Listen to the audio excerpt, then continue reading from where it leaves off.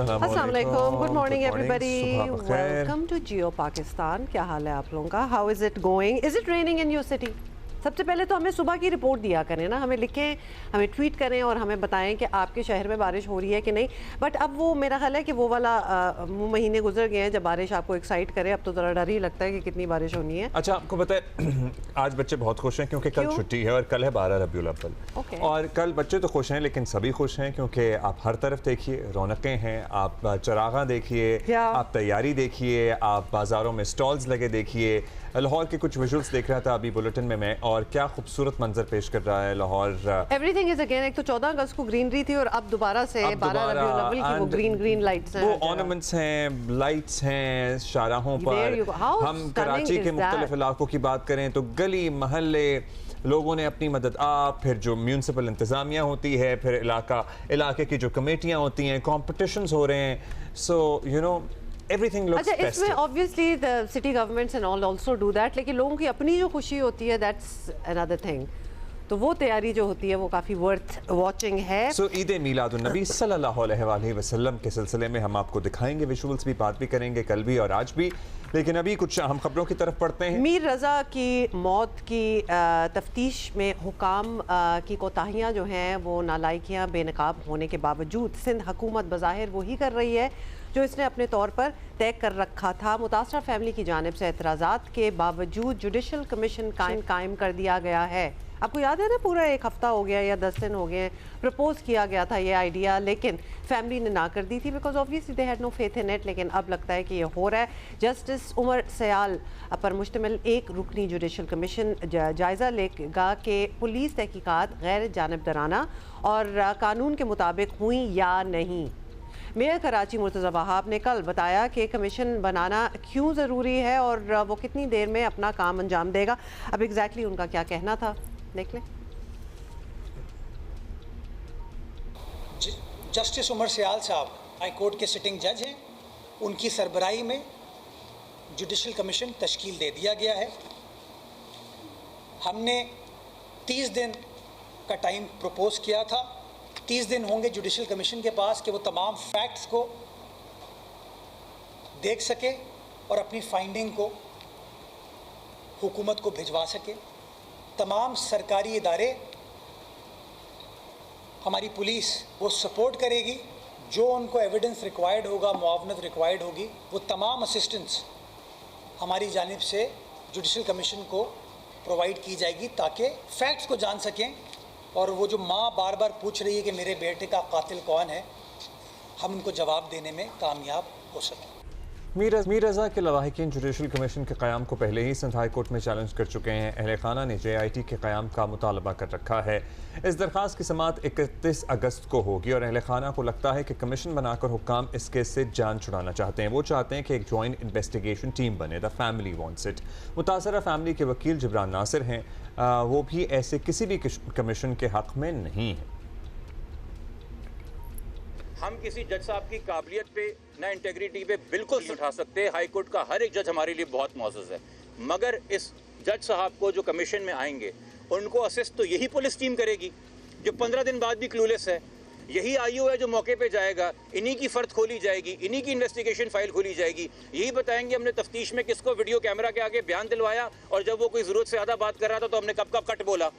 तो आप तो इन्हीं के ऊपर डिपेंडेंट करेंगे। तो हम तो इनकी इनकॉम्पिटेंस हाईलाइट करके कह रहे हैं कि आप JIT बना दीजिए। कल को अगर आपको ये अदालत फैसला करती है हमारी पिटिशन के ऊपर कि नहीं ये जुडिशल कमीशन काम करे, तो उस जुडिशल कमीशन को ये JIT मजबूत ही करेगी ना। उनके पास वसाइल भी बढ़ जाएंगे, उनके पास ज़राए भी बढ़ जाएंगे, उनके पास तफ्तीश करने के मौके भी बढ़ जाएंगे। तो इसमें मेरे ख्याल में कोई शिकायत या शिकवा या हेसिटेशन सिंध गवर्नमेंट को नहीं होनी चाहिए। और हम इसलिए परेशान हैं कि 19 अगस्त के ख़त में JIT बनाने के बजाय वो इकदाम किया गया जिसकी ना हमने रिक्वेस्ट की थी, ना जिस तरफ हमने कोई इशारा दिया था कि आप जुडिशल कमीशन बना दें। हमें जुडिशल कमीशन के डिसीजन के बारे में मीडिया से पता लग रहा है, वो डिसीजन जो कि ना कि हमें इन्फॉर्म किया गया है, ना उसके टर्म्स ऑफ रेफरेंस बताए गए हैं कि किस बिना पे ये कमीशन बनाया जा रहा है।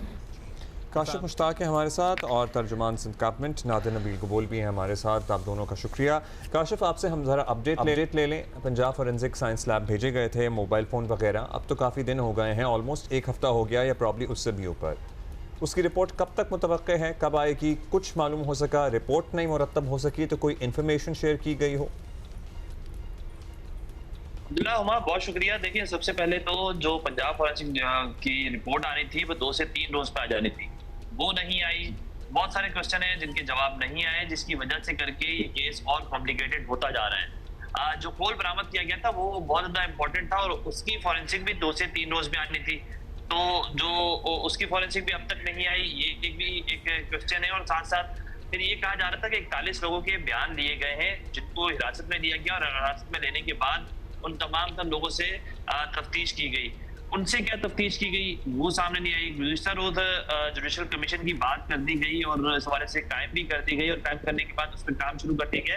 लेकिन प्रॉब्लम ये है कि 2 तहकीकाती कमेटियां बनाई गई थी, उन दोनों तहकीकाती कमेटियों की क्या फाइंडिंग्स अब तक रही, उन्होंने 25 से 26 रोज के अंदर क्या कुछ किया, उनकी फाइंडिंग्स के हवाले से कुछ भी चीज सामने नहीं आई है। देखिए, क्वेश्चन बहुत ज्यादा हैं और उन क्वेश्चन का किसी एक सवाल हम आपसे और पूछेंगे, वो ये कि जो क्रिप्टो का लेन देन था इनका, वो जो ऑनलाइन कारोबार था क्रिप्टो करेंसी का, उन लोगों को भी शामिल तफ्तीश किया गया था। क्या उनके बारे में मालूमात हासिल हो सकी कि ये किन लोगों के साथ क्रिप्टो का काम कर रहे थे या नहीं कर रहे थे, और अगर मकरूज थे तो किन किन के मकरूज थे, ताकि वहाँ से कोई क्लू मिल सके? वो जो 41 लोगों की आप बात कर रहे हैं, क्या ये लोग उसमें शामिल थे? उनसे कुछ मालूम हो सका तफ्तीश में? पुलिस ने रिपोर्टर्स से, मीडिया से कुछ शेयर किया? देखिए, इस हवाले से कुछ भी शेयर नहीं किया गया और जो क्रिप्टो के हवाले से या डिजिटल करेंसी के हवाले से चीजें थी उनके हवाले से पुलिस के पास कोई भी डेटा नहीं है। पुलिस के पास जो डेटा है वो ये डेटा है कि मीर रजा के पाकिस्तान में कितने अकाउंट्स है, बैंक अकाउंट्स, और उनकी तफसीलात क्या है, और उनकी तफसीलात कुछ हद तक शेयर भी कर दी गई। लेकिन अगर मामला डिजिटल करेंसी का है, अगर मामला उस हवाले से है तो उस हवाले से कोई बयान दिया गया? जब हम तहकीकाती कमेटी के किसी भी रुकन से सवाल करते हैं तो उनके पास इसका जवाब नहीं, और उनकी जानिब से कहा जाता है कि अब तक इस हवाले से हमने कोई तहकीक नहीं की है। लेटर जरूर लिख दिए गए, लेकिन लेटर तो एनसीसीआई को भी लिखे गए, लेटर तो फिर Kashif, that is the crux of this case. ये आप जो बातें कर रहे हैं ना, मतलब हमने आपसे पूछा फोरेंसिक का बताएं, हमने जो 2 तहकीकाती टीम्स थी उनके रिजल्ट्स क्या है वो पूछा, अब हम क्रिप्टो की बात कर रहे हैं, वहाँ से भी कोई जवाब है ही नहीं। नादिर, आपसे भी हम यही पूछना चाहते हैं कि ये सारी चीज़ें they are all open ended. 28 जुलाई का ये वाकया है, we are sitting in the end of August and we have no, हमने लिटरली 2 स्टेप्स भी जिसको कहते हैं ना वो आगे नहीं लिए, और ऊपर से सिंध हुकूमत ने एक जुडिशल कमीशन भी बना दी है। इस पे फैमिली को एतराज़, मतलब फैमिली चाहती नहीं है, वो तो कितनी बार एतराज़ कर चुके हैं। ये सब क्या हो रहा है जब आपको नजर आ रहा है कि देयर इज नो जिसको कहते हैं प्रोग्रेस एट ऑल एनीवेयर, तो ऊपर ये कमीशन बिठाने की क्या जरूरत है? जी नादिर, देखिए, Sindh government and Sindh police have been trying their best to solve this murder case and provide justice to the family.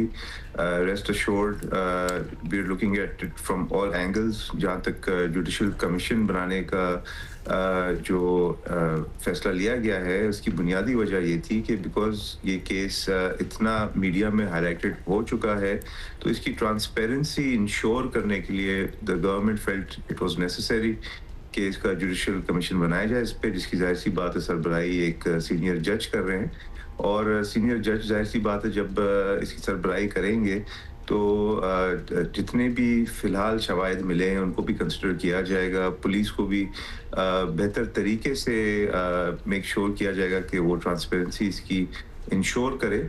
And जहाँ तक फैमिली की एतराज़ात की बात है, देखिए उनके पास होगी कोई वजह, उनके पास ये वजह है नादिर कि वो कहते हैं कि जज का काम तो तफ्तीश करना नहीं है, जज का काम तो जो तफ्तीश करदा हक़ाइक़ होते हैं उनको सामने रखते हुए फैसला करना है, तफ्तीशकारों का काम है। इसलिए फैमिली ये चाहती है कि instead of a judicial commission एक JIT बना दी जाए, जॉइंट इन्वेस्टिगेशन टीम हो, जिसमें और भी इदारों से लोग लिए जा सकते हैं, जिसमें किसी भी इंटेलिजेंस एजेंसी से भी लोग लिए जा सकते हैं। वो ये चाहते हैं कि एक JIT बना दी जाए जो इस केस को रिजॉल्व करने में मदद दे। कितना मुश्किल है एक JIT बनाना, जुडिशल मतलब और कॉम्प्लिकेट करने वाली बात नहीं है। फैमिली मना किए जा रही है कमीशन ना बनाए, कमीशन बन गया, अच्छा चले कमीशन भी बन गया तो साथ में एक JIT बना दें फिर।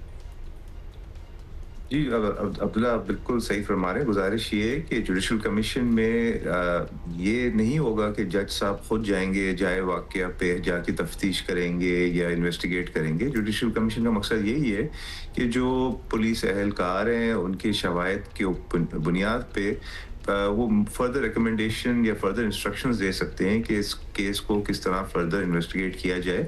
और बिल्कुल ये हो सकता है कि आने वाले दिनों में इस पे GIT भी बनाई जाए। All options are being considered.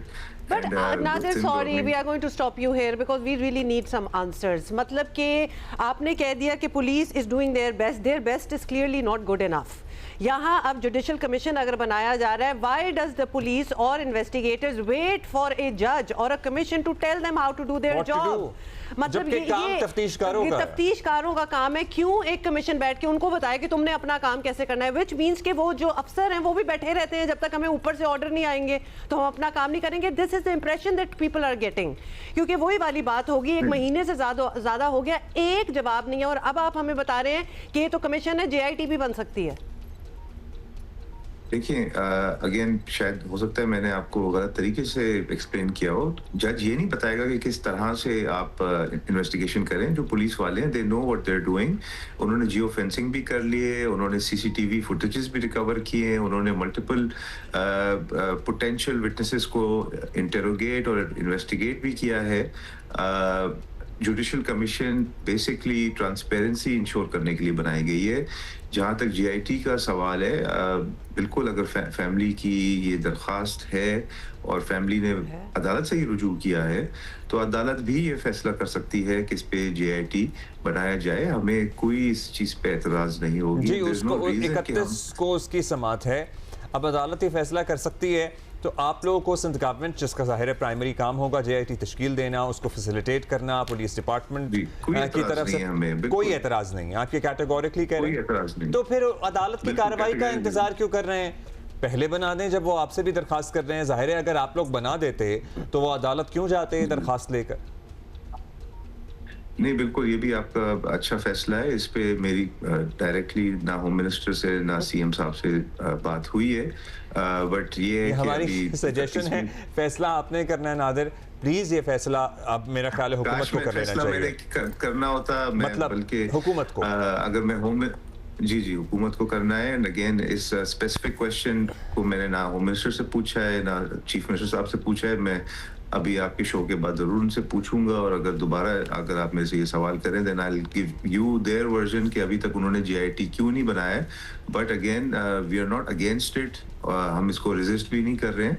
अगर स्पेशली अब तो इस पे जिस तरह आपने बताया कि the family is approached the court अगर फैसला कर लेती है then I don't think. Nadir, जो कमीशन बना है अब उसमें प्राइमरी काम कमीशन का ये भी हो सकता है, क्योंकि इनिशियली हमें मतलब पहले बनाया गया, फिर फैमिली ने रिजेक्ट किया, उसके बाद वज़ीर आला सिंध ने वजाहत दी कि हम तो इसलिए बनाना चाहते थे कमीशन ताकि जिन पुलिस अफसरान और सरकारी अफसरान की कोताही है वो आइडेंटिफाई हो सके। अब ये दो मुख्तलिफ काम है, या तो तफ्तीश करेगा कमीशन या फिर जिसने कोताही बरती है अपनी महकमाना कार्रवाई के लिए उनको सजेशंस देगा। कमीशन के TORs क्या होंगे, क्या करेगा एक्चुअल कमीशन? कमीशन का अगेन जिस तरह मैंने ऑलरेडी अर्ज किया, ट्रांसपेरेंसी इंश्योर करना इसका बुनियादी काम है।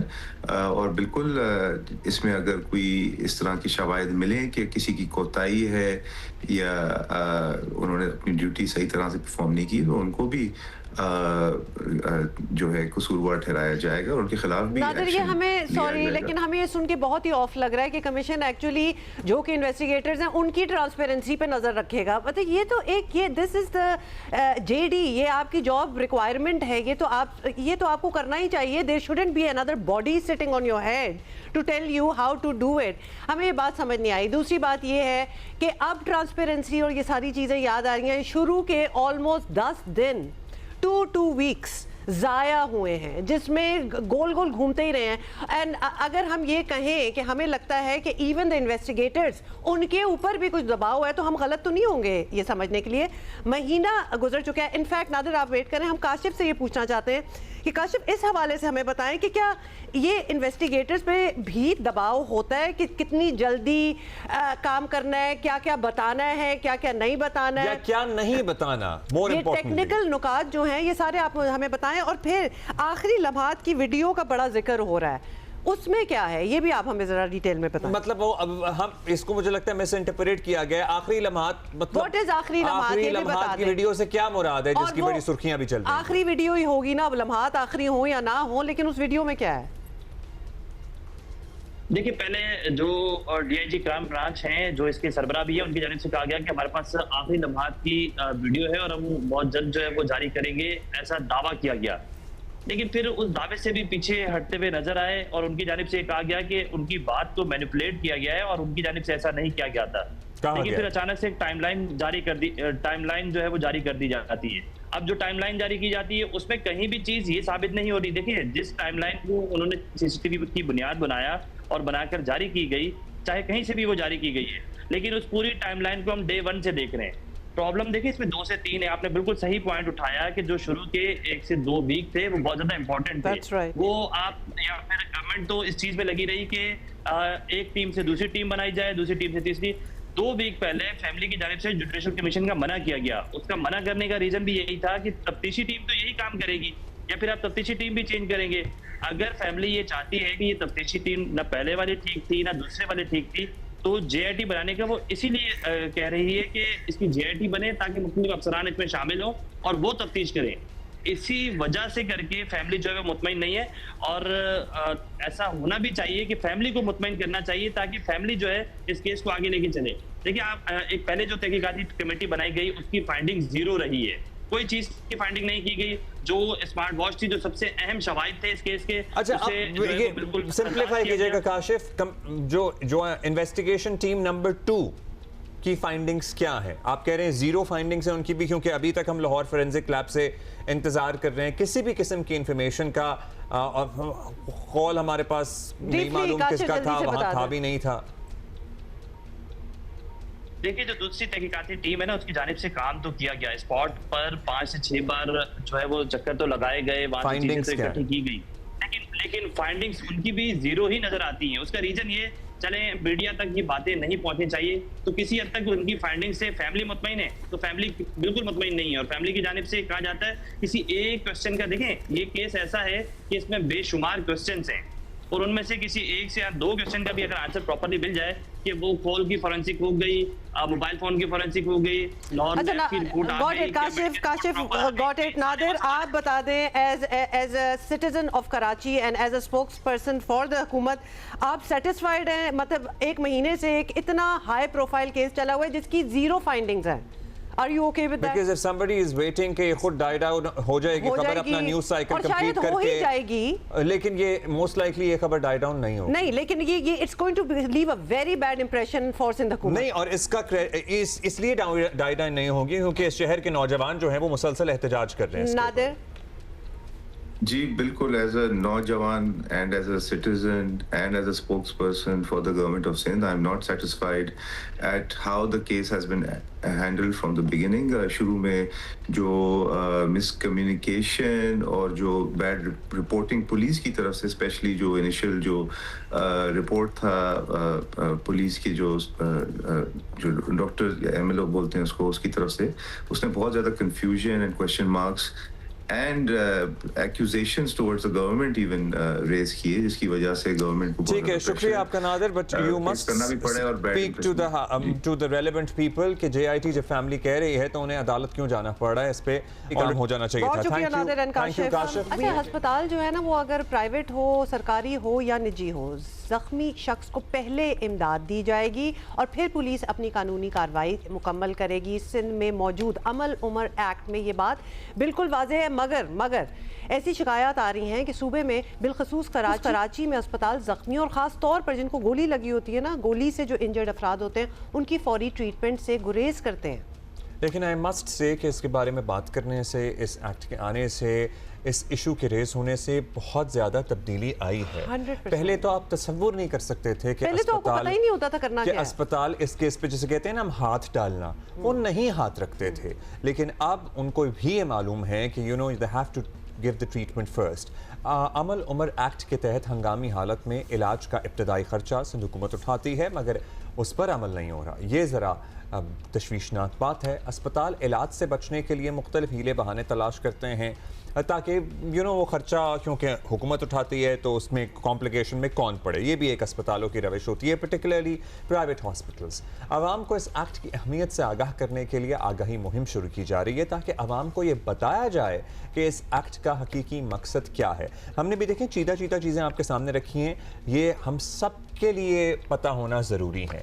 एब्सोल्युटली। बिनेश उमर हमारे साथ हैं, वालदा अमल की, जिनके नाम पे अमल उमर जो है वो बना कुछ साल पहले। बिनेश, क्या हाल है आपका? Binesh, you have worked a lot on this. और एक होता है ना कि एक आप स्टार्ट कर दे और फिर इंसान छोड़ देता है कि खुद ही it will pick up you know steam और खुद ही हो जाएगा, but you are very much there. अब आप चाहती हैं कि लोगों को आगाही भी हो, उनको पता भी हो कि उनके क्या राइट्स हैं, what they can do. How is it going? Well, it's work every day. It's a struggle, but ये है कि आपके साथ अगर सही लोग और सही इदारे जुड़ जाएं तो ये काम आसान हो सकता है। और आपने ये बोला ना कि वो खुद ही हो जाए, तो खुद ही कुछ नहीं होता, वो करना पड़ता है। एक होता है हमारा कोशिश हमारी, या फिर हम चाहते हैं कि मोमेंटम पकड़ ले, तो मोमेंटम तो शायद उस तरह पकड़ा हुआ है, but you have to keep pushing it. So नहीं, मोमेंटम के वेव्स आती हैं, राइट, कि कभी कोई चीज़ ऐसी हो रही होती है तो आपको एक अच्छी मिल जाती है, कवरेज मिल जाती है, मीडिया की पुश मिल जाती है, गवर्नमेंट से कोई चीज़ आ जाती है तो वो हो जाता है। और कुछ क्वाइट टाइम भी होता है जिसके अंदर आप अपना पूरा लेग वर्क कर रहे होते हैं और आप अपना होमवर्क कर रहे होते हैं कि आगे क्या करना है। तो जब से ये एक्ट आया था, हमें हमेशा यही था कि इसकी इम्प्लीमेंटेशन को किस तरह से हम, बिकॉज राहे अमल जो हमारा ट्रस्ट है वो एक वॉच डॉग एडवोकेसी ट्रस्ट है, राइट। तो हमें ये था कि किस तरह से हम एज ट्रस्ट इसके ऊपर एक वॉच रख सकते हैं।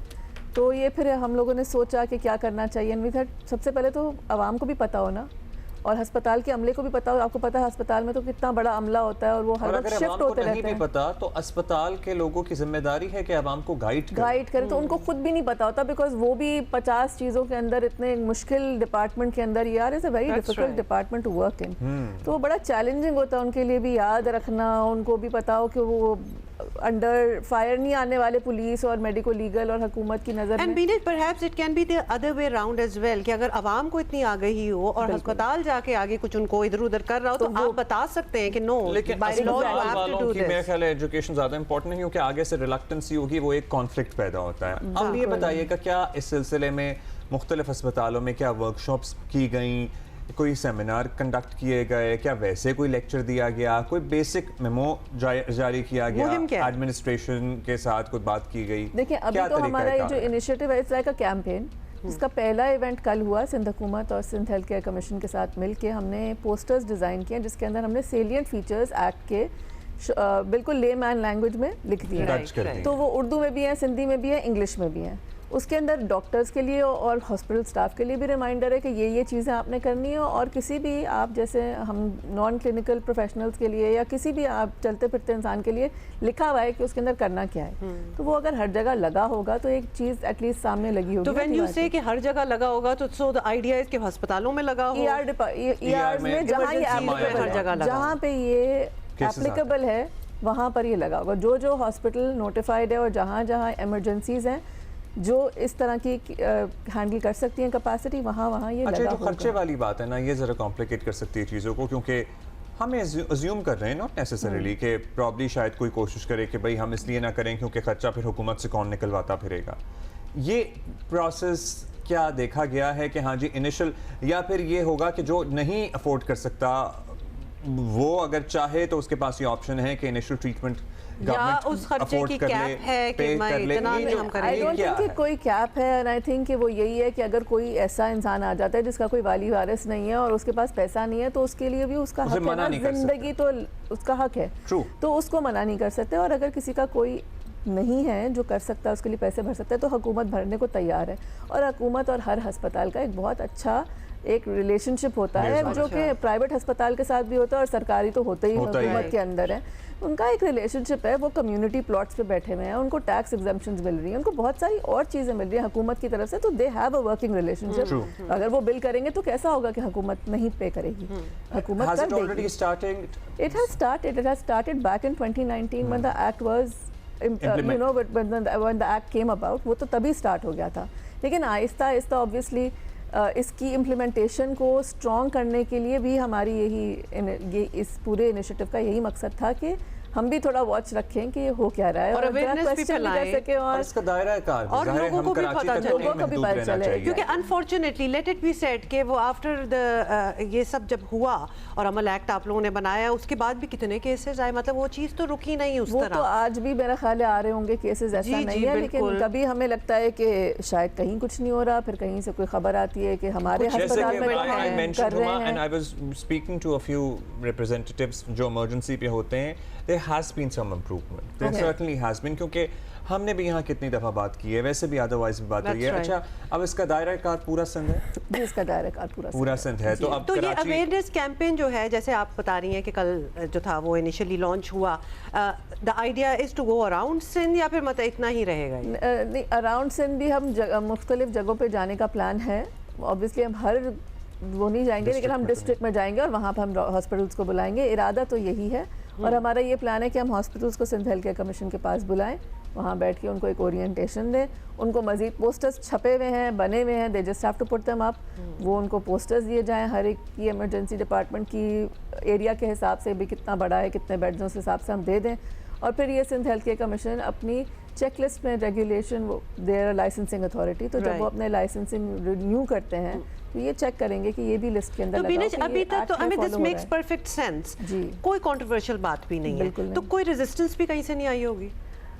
नहीं, रेजिस्टेंस अभी तक तो बिल्कुल नहीं आई और अस्पताल भी जानते हैं। ऑब्वियसली डॉक्टर्स का सबसे पहला ओथ होता है कि उन्होंने जान बचानी है, तो वो तो चाहेंगे कि वो जान बचा सके। आई थिंक हॉस्पिटल एडमिनिस्ट्रेशन से बचने के लिए कॉम्प्लिकेशन की बड़ी मिसकंसेप्शंस हैं। सिर्फ अमल उमर एक्ट के बाद 3 और एक्ट्स आए हैं, जिसके अंदर मेडिको लीगल एक्ट भी है, जिसके अंदर हॉस्पिटल की हिफाजत का एक्ट भी है कि आप कोई यू नो पब्लिक जाके तोड़फोड़ नहीं कर सकती। लोग अक्सर बहुत इमोशनल हो जाते हैं। मेडिको लीगल का एक्ट है, मेडिको लीगल वालों को भी प्रोटेक्शन भी दी गई है और उनके लिए भी स्ट्रीमलाइन किया गया है कि भाई अगर आप जाएं जहां पर ये केस मौजूद है, you have to go there. आप उस मरीज़ को अपने पास नहीं ला सकते या सिर्फ उन अस्पतालों में नहीं चेक कर सकते जहां मेडिको लीगल। तो क्या अब हम ये एक्सपेक्ट कर सकते हैं कि अल्लाह ना करे इस किस्म की कोई सिचुएशन हो, किसी को गोली लग गई है फॉर दैट मैटर, और उनको अब अस्पताल टू अस्पताल भागना नहीं पड़ेगा, wherever they go they have to be treated there? देखिए, बेसिक स्टेबलाइजेशन करना प्राइमरी अस्पताल जहाँ रिसीव होता है केस, वहाँ उसका फ़र्ज़ है। अब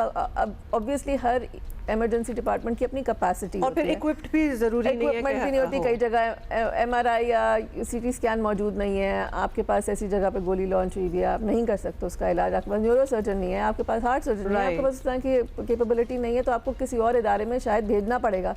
लेकिन स्टेबलाइज करना आपका फ़र्ज़ है, एम्बुलेंस प्रोवाइड करना आपका फ़र्ज़ है। You cannot just say no जी हम नहीं ले रहे। आपके साथ स्टाफ भेजना आपका फ़र्ज़ है। अगर क्रिटिकल पेशेंट है उसके साथ एम्बुलेंस में स्टाफ भेजना आपका फ़र्ज़ है, ट्रांसफ़र कराना आपका फ़र्ज़ है, उसकी इनिशियल सारी रिकॉर्डिंग हिस्ट्री लेना आपका फ़र्ज़ है। Right, that is all you know. ये तो गोली लगने के इंस्टेंसेस हैं जब कोई जहर नोशी का वाक़या होता है या कोई खुदकुशी का मुबैना तौर पर वाक़या होता है, सो उसमें भी hospitals used to be very resistant कि हम नहीं करेंगे, पहले पुलिस को बुलाएं ताकि यू नो इतनी देर में खुदा न खास्ता मरीज़ की जान ही चली जाए। लेकिन अब मेरा ख्याल है कि उसमें भी आगाही आ रही है। डोमेस्टिक अब्यूज़ और you know rape, gender violence, इसके अंदर भी वो हाथ नहीं लगाया जाता। Basically whatever might the cause चाहिए, जो कि एक पुलिस केस है। ज़ाहिर मुबैना खुदकुशी का मामला भी एक पुलिस केस है, डोमेस्टिक वायलेंस भी एक पुलिस केस है, गोली लगना तो है ही। जो भी एक पुलिस केस है, पहले मरीज़ की जान बचाई जाएगी, उसके बाद पुलिस की कार्रवाई की जाएगी। This is as simple as that. Thank you, Binesh. Thank you very much, and thank you for doing what you are doing. और आपकी आगाही मुहिम में आपको जब भी हमारी ज़रूरत होगी हम हमेशा यहाँ मौजूद रहेंगे। बहुत शुक्रिया, thank you so much. Okay, so think about this one, और हम आपको याद भी दिलाते रहेंगे। इस्लामाबाद में क्या हो रहा है? इस्लामाबाद में ऑनलाइन फ्रॉड के इंटरनेशनल नेटवर्क्स पकड़े जा रहे हैं। जी बिल्कुल, कार्रवाइयाँ भी हो रही हैं और अब तक सैकड़ों गैर मुल्की जो है ना अफराद वो भी गिरफ्तार हो चुके हैं। So this is very interesting. अच्छा, ज़्यादातर इन्होंने कॉल सेंटर्स बनाए होते हैं, फिर इनके पास कोई वर्क परमिट नहीं होता, फिर उसी के तहत ये काम कर रहे होते हैं। अब इन इल्ज़ामात के तहत गिरफ्तार लोगों के इन तमाम सरगर्मियों में मुलव्वस होने के शवाहिद मिल गए हैं, मुकदमा दर्ज किए जा रहे हैं। ये सवाल बहरहाल सर्टनली रहता है कि आपको पता है फिर जब इनको पकड़ा गया इन गैर मुल्कियों को, तो पता चला कि कितनी वीज़ा वायलेशंस हैं, कितने इलीगल एक्टिविटीज़ हैं एक ही बिल्डिंग में। मतलब कोई ऑलमोस्ट 300 जो हैं वो वहाँ रह रहे थे, इलाके में नहीं बैठे। They were sitting in the गढ़ ऑफ इस्लामाबाद। कहाँ थे exactly? 11 So you would know कि ये ज़ाहिर है निकलते होंगे, घूमते फिरते होंगे, खाते पीते होंगे, रहते होंगे, ग्रोसरीज करते होंगे। मतलब इतने ज़्यादा एक ही बिल्डिंग में रह रहे हैं तो कुछ तो आपके वैसे ही फीलर्स खड़े हो जाने चाहिए, बट एक्चुअली टिप किसी और वजह से आई थी और फिर पुलिस को पता चला कि इधर क्या हो रहा है। पाकिस्तान को ऑब्वियस इमेज भी खराब होता है। 275 गैर मुल्कियों को हिरासत में लिया गया है। इसमें चीन के लोग हैं, वियतनाम हैं, इंडोनेशिया से ताल्लुक़ रखने वाले बाशिंदे हैं। ये तमाम मुख्तलिफ नेशनलिटीज़ के ये लोग हैं। तो ये 11 अगस्त को हुआ था इस्लामाबाद की निजी हाउसिंग सोसाइटी से, यही आपने बताया। 284 गैर मुल्की शहरियों को हिरासत में लिया गया। 19 अगस्त को इस्लामाबाद में एक और छापा मारा गया एक और जगह, और वहाँ से 275 मजीद गैर मुल्की जो है वो मिले। ये क्या हो रहा है इधर, क्या हो रहा है इधर, is the question. Let's find out. Maryam Nawaz है हमारी साथी, उनसे मालूम करते हैं। मरियम, सुबह बखैर। सबसे पहले तो ये बता दीजिए कि ये मामला एक्चुअली ये क्या काम कर रहे हैं, मतलब किस किस्म का ये कॉल सेंटर है जहाँ पे ये गैर मुल्की, मतलब पाकिस्तान में इतने नौजवान होने के बावजूद ये क्या कर रहे हैं की क्या जरूरत है यहाँ पे? मोर इम्पोर्टेंटली ये इदारे जो हैं इन तक कैसे पहुँचे, फिर क्या एक्शन लिया गया, मतलब गिव अस द बैकग्राउंड। जी देखिए, सबसे पहले तो ये हुआ कि ये एक निजी हाउसिंग सोसाइटी से मामला 13 अगस्त 2026 से पहले शुरू हुआ और 13 अगस्त को NCCIA national cyber crime investigation agency ने इसमें मुकदमा का इंदराज किया।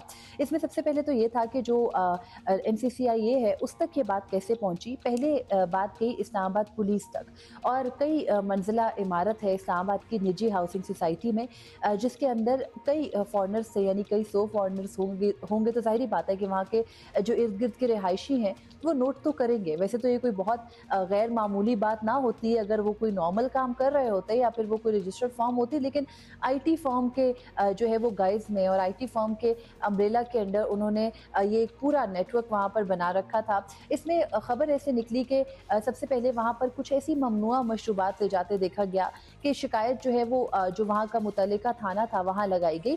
मुतल्लिका थाने ने वहाँ पर उन गैर कानूनी मशरूबात के लाने ले जाने पे, जो उन फॉरनर्स के लिए तो खैर गैर कानूनी नहीं थी, उन तक जो है वो मशरूबात ले जाने पर मुकदमे का इंदराज किया। मामला जब खुला तो पता चला कि वहाँ पर कई 100 गैर मुल्की जो है वो मुकीम थे और वो इस किस्म की एक्टिविटीज़ में इन्वॉल्व थे। जो दायरा कार बनता था national cyber crime investigation agency का, और फिर national cyber crime investigation agency ने इस पर मुकदमे का इंदराज किया। और मुकदमे का इंदराज होने के बाद जो तहकीकात होने में सामने आया वो काफ़ी जो है वो होशरुबा है। उसमें जो सेक्सटॉर्शन है, फहाश मवाद के ज़रिए लोगों को जो है वो ऑनलाइन स्कैम करना है, उसके अलावा ख़वातीन के एक ख़ास एज ग्रुप को टारगेट करना है, इस किस्म की बातें हैं। और इन पर एतराफ़ी बयानात भी जो है वो कई रिकॉर्ड कर चुके हैं मुतल्लिका इदारे NCCIA, और अब FIA भी इसमें तहकीकात कर रहा है जो फॉरनर्स की हद तक है, क्योंकि FIA डील करता है इमिग्रेशन के मैटर्स को, NCCIA यानी national cyber crime investigation agency deal करती है साइबर क्राइम से मुतालिक तमाम तर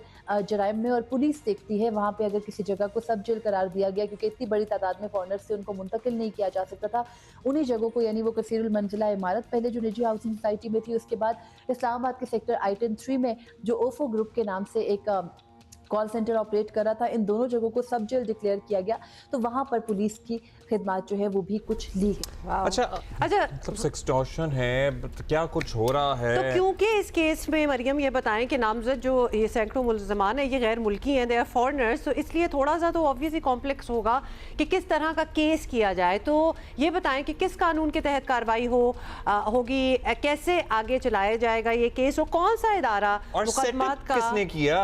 किसी गैर मुल्की ने किया या मकामी लोग मुलव्वस हैं तो इसमें? सवाल तो कुछ सैकड़ों हैं इसके अंदर। तो मुकदमात का मुद्दई कौन बनेगा, मतलब ये सारी बैकग्राउंड जरा हमें बताएं कि ये केस आगे कैसे जाएगा, केस क्या बनेगा? इस केस के अंदर कॉम्प्लेक्सिटीज़ बहुत हैं। मुद्दई इस मुकदमे में दो मेन इदारे हैं। एक तो national cyber crime investigation agency इसमें मेन मुद्दई है जो कि सारे मामले को देख भी रही है, क्योंकि साइबर सिक्योरिटी से मुतालिक, साइबर क्राइम से मुतालिक ये मामला है और इसको डील करने का दायरा car national cyber crime investigation agency यानी NCCIA ही का है।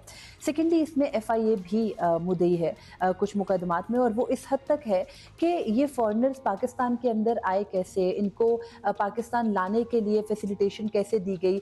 इसमें जो पासपोर्ट एंड इमिग्रेशन का इदारा है उसके एक जो एहलकार हैं उनको भी मुअत्तल किया गया है और उनको भी गिरफ्तार करके उन पे इन्वेस्टिगेशन जारी है। जुनैद मुगल उनका नाम है। उसके अलावा जो FIA और NCCIA है, अगर उनका दायरा कार मैं आपको बिल्कुल क्लियर कर दूं तो वो ये है कि NCCIA ये देख रहा है कि ये जो तमाम तर मुलज़िमान हैं ये पाकिस्तान के अंदर से बैठकर पूरी दुनिया के अंदर से एक्सटॉर्शन हो, ऑनलाइन गैमलिंग हो, जिसको हम जो है वो जो साइबर क्राइम्स होते हैं उनसे मुतालिक मुख्तलिफ चीज़ें हैं। इसके अंदर जो एक ख़ास एज ग्रुप की ख़वातीन हैं उनको टारगेट करके उनसे पैसे बटोरना, या एक ख़ास एज के जो मेल हैं उनको टारगेट करके जिनको इतनी नो हाउ नहीं है साइबर के जो साइबर सिक्योरिटी है उसके हवाले से, या उनको ये पता नहीं है असल या गलत में जो है वो फ़र्क करने का, उनको टारगेट किया जाता है। तो इस सारे मामलात को देख रहा है NCCIA।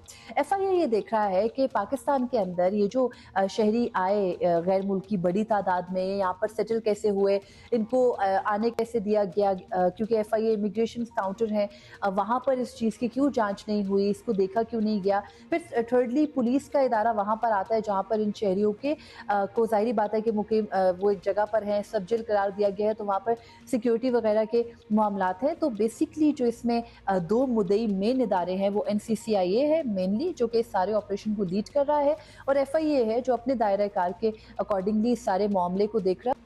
तो NCCIA, FIA बिल्कुल ठीक आप कह रही हैं, मुख्तलिफ डोमेन्स के अपने अपने इशूज़ देख रहे हैं। अब ज़ाहिर है ये एक नेटवर्क चला रहे थे, इनको वीज़े जारी हुए, फिर ये यहाँ रह रहे थे और ये बड़ी कंफर्टेबल लाइफ स्टाइल, वरना अक्सर जो इलीगल काम होते हैं ना, जब यहाँ से बाहर जाते हैं तो बहुत बुरी तरह ट्रीट हो रहे होते हैं। ये तो बड़े चिल में थे। हमारे यहाँ कौन कौन मुलव्वस है, क्या इसकी अलग कोई इंक्वायरी चल रही है? मतलब अफसरान में से, इदारों में से, सिस्टम में से किसी की सपोर्ट तो है ना? और बासर अफराद के बगैर ये कैसे हो सकता है, ये भी बड़ा एक सवाल है। बिल्कुल देख रहे हैं, और इसमें मैंने जैसे आपको पहले भी बताया कि पासपोर्ट्स का एक मुलाजिम जिनका नाम जुनैद मुगल है उनको अरेस्ट किया गया है, और उनके अलावा अभी चूँकि दायरा कार जो है वो तहकीकात का वसी किया गया है, तो अपनी तमाम तरह एजेंसियों के साथ साथ इसमें हमारी इंटेलिजेंस एजेंसीज भी जो है वो हिस्सा ले रही हैं, और इसमें बड़े नाम भी कुछ जो है वो अंडर इन्वेस्टिगेशन है। लेकिन सिंस इन्वेस्टिगेशन चल रही है और यहाँ नाम लेना या बात करने से उस इन्वेस्टिगेशन पर असरअंदाज होने का खदशा रहता है, तो अभी चूँकि जब ये हो रहा है तो इसमें ज़ाहिरी बात है कि इन हाउस कुछ लोग मिले ही हैं, तभी बाहर से आकर किसी को मौका मिला है कि वो यहाँ पर इतने बड़े मैसिव लेवल के ऊपर ये पूरे का पूरा जो है वो नेटवर्क इस्टेब्लिश करे, फिर उसको चलाए, और सिर्फ पाकिस्तान में नहीं बल्कि पाकिस्तान से बाहर एक हमने इतराफ़ी बयान एक मुल्ज़िम का हासिल किया जियो न्यूज़ ने, तो उसके मुताबिक वो अपना पूरा जो है वो सेटअप एक्सप्लेन कर रहा है। वो बड़े प्राउडली बताता है कि उसे स्कैम करने में बहुत मज़ा आता है, और वो पाकिस्तान कुक बनकर आया था, इंडोनेशियन शहरी था, और वो कहते हैं कि मैं पाकिस्तान आया, मुझे चाइनीज़ एक शहरी ने जो है वो यहाँ पर फैसिलिटेट किया, और उसके बाद मैं यहाँ पर आकर बाकायदा तौर पर स्कैम्स में इन्वॉल्व था, और मुझे लोगों को स्कैम करके बहुत मज़ा आता है। हमारा टारगेट जो है वो मलेशिया और इंडोनेशिया में बैठी 40 से 45 ईयर्स एज ग्रुप की ख़वातीन हैं, और हम उनको जो है वो ऑनलाइन उनके साथ और ये हमारे लिए भी लिटरली एक ये हमारे लिए नई चीज़ है, वरना तो क्राइम्स और ये सब कुछ तो हम ही करते हैं ना अपने अगेंस्ट। कहने का मतलब है फॉरेनर्स को आके इतनी कोई जबरदस्त किस्म का प्लेटफॉर्म मिल गया है कि वो भर भर के इधर आ रहे हैं। इसमें हम आपको will keep you posted on this. Field marshal Syed Asim Munir का दौरा ईरान मुकम्मल हो गया है। फील्ड मार्शल ने ईरान में सदर Masoud Pezeshkian, supreme national security council में ईरान के रहबर मौज़म आयतुल्लाह सैयद मुश्तबा ख़ामेनी के नुमाइंदे मोहसिन रज़ाई, ईरानी पार्लियामान के स्पीकर मोहम्मद बाक़र कालिबाफ, ईरानी वज़ीर ख़ारिजा अब्बास अराग़ची और ईरानी वज़ीर दाखिला सिकंदर मोमिनी से मुलाकातें की हैं। मतलब सारों से सबसे मुलाकातें की हैं, जो भी इंपॉर्टेंट शख्सियत थी वहाँ पर। ISPR के मुताबिक मुलाकातों में कशीदगी में मज़ीद इजाफे की रोकथाम, आपदा हॉर्मुज़ को दोबारा खोलने, फ़ाल करने और तनाज़े के जल्द खात्मे के लिए इक़दामात पर गुफ्तगू हुई है। दोनों जानिब से इलाकाई अमन और तनाज़ात को मुज़ाकरात के ज़रिए हल करने के तरीक़ाकार पर तबादला ख्याल किया गया। ISPR के मुताबिक ईरानी क़यादत ने मुज़ाकरात, कशीदगी में कमी और तनाज़े के पुरअमन हल में सहूलत कारी के लिए पाकिस्तान के तामीरी किरदार और जो हमारी ऑनेस्ट कोशिशें हैं उसको सराहा। अच्छा, फील्ड मार्शल के हमरा वज़ीर दाखिला मोहसिन नकवी भी ईरान गए थे, और फील्ड मार्शल आसिम मुनीर का इस्तकबाल ईरानी वज़ीर दाखिला सिकंदर मोमिनी और दीगर आला सिविल और अस्करी हुकाम ने किया। दूसरी तरफ आपको ये भी बता दें कि ओमान के ऐश शाह साहिल के करीब ऑयल टैंकर पर प्रोजेक्टाइल से हमला किया गया, जहाज़ नाकारा हो गया, और बरतानवी मैरीटाइम ट्रेड ऑपरेशन एजेंसी के मुताबिक हमले में जहाज़ के इंजन रूम को नुकसान पहुंचा बेसिकली, और अमला जो है वो महफूज रहा। फौरी किसी माहौलियाती नुकसान या तेल की जो तेल ऑयल स्पिलेज होती है उसकी इतला नहीं हुई। अमेरिका और ईरान के दरमियान तनाज़ात तय करने के लिए खित्ते के ममालिक की कोशिशें अपनी जगह, लेकिन बदकिस्मती से ज़मीनी हालात कुछ और ही तस्वीर दिखा रहे हैं और अमेरिका ने कल ईरान के खिलाफ फैसला कुन इक़्तिसादी पाबंदियों का ऐलान कर दिया है।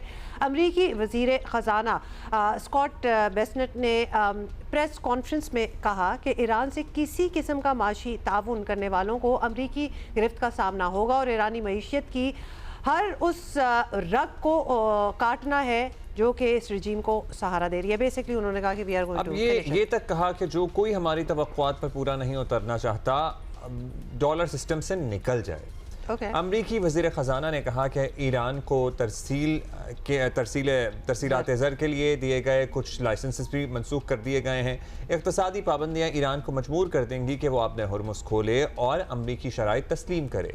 ईरान इस वक्त अपना सबसे ज़्यादा तेल चीन को फ़रोख्त करता है। तर्जुमान चीनी वज़ारत ख़ारजा ने ईरान पर लगाई गई पाबंदियों पर रद्द-ए-अमल देते हुए कहा है कि ये पाबंदियाँ और दबाव डालने के हरबे मसाइल के हल में मददगार साबित नहीं होते।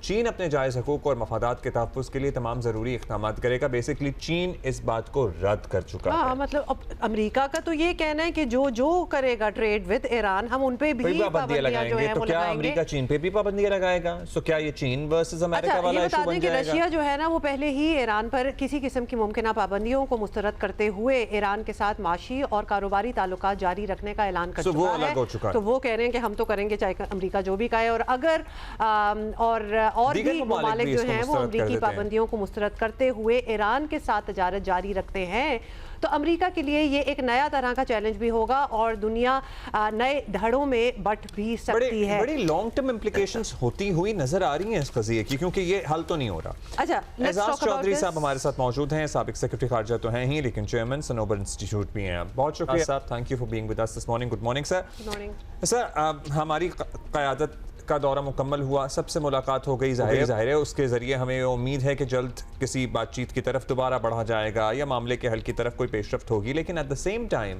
जहां माशी पाबंदियों की बात आती है और अमरीका बरमला ये ऐलान करता है, फिर चीन ये कहता है कि जी हम अपने मफादात का तहफ़्फ़ुज़ करेंगे, फिर रूस भी ये कहता है कि आप करनी है पाबंदियाँ लगा दें लेकिन हम इन पाबंदियों को खातिर में नहीं लाएंगे।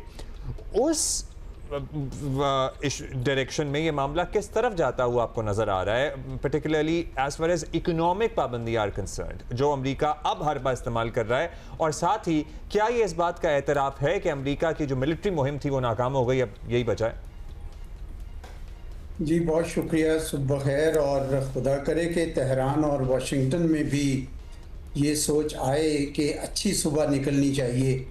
जो हरबे वाशिंगटन ने अभी तक किए हैं वो तकरीबन सब नाकाम होते जा रहे हैं। तो मुझे तो जो भी तज्जियाकारों को मैंने अमेरिका के अंदर सुना है, कोई एक भी ये नहीं कह रहा कि इन इक़्तिसादी पाबंदियों से कोई मसला हल हो जाएगा। सबका यही ख्याल है कि ईरान के अंदर इतनी इस्तात है कि वो पिछली 47 साल से जो उसने इक़्तिसादी पाबंदियाँ बर्दाश्त की हैं ये भी कर सकते हैं, और उसकी बड़ी तफसीलात बयान करते हैं कि खुराक के मामले में बड़ी हद तक खुद कफील है, एक खासा इंडस्ट्रियल इंफ्रास्ट्रक्चर भी मौजूद है। ठीक है, तबाही भी बहुत हुई है, ठीक है कि इन्फ्लेशन भी बहुत हुई है, लेकिन वो इस तरीके से उसको घुटने टेकने पर मजबूर नहीं किया जा सकता। दूसरी बात यह है कि ये जो दूसरे ममालिक हैं उनमें ख़ुसूसन चीन और रूस, आपने खुद भी जिक्र किया, ये दोनों अमेरिका की इन पाबंदियों को मानने वाले नहीं हैं। गोया ईरान के पास ये रास्ता मौजूद रहेगा। याद रखिए कि ईरान के पास दूसरा रास्ता भी मौजूद है, कैस्पियन सी के ज़रिए नॉर्थ में जो उनके शुमाल से जाता है, रूस को भी और चीन को भी। इसलिए मुझे नहीं लगता कि ये इक़्तिसादी पाबंदियाँ जो हैं सिवाय इसके कि अमेरिका की फ्रस्ट्रेशन और बढ़ेगी। लेकिन मुझे साथ ही साथ ये भी लग रहा है कि दोनों तरफ से ये तलब है, अमेरिका से भी और ईरान से भी, कि डिप्लोमेसी को दोबारा चांस दिया जाए। ये मुझे काफ़ी हद तक इस बात पर यकीन है। जब हमारी आपसे बात होती है आप इस पॉइंट को ज़रूर रेज करते हैं, and ideally we would love it, the world would love it अगर ऐसा ही हो। लेकिन इतनी रोज एक नई घड़ के एक नई धमकी देना, अब अमेरिका का ये कह देना कि ऐसी सैंक्शंस डालेंगे जो कि दुनिया में किसी ने नहीं देखी होंगी, शारक काट देंगे और जो इनके साथ ट्रेड करेगा उसको भी हम यही करेंगे।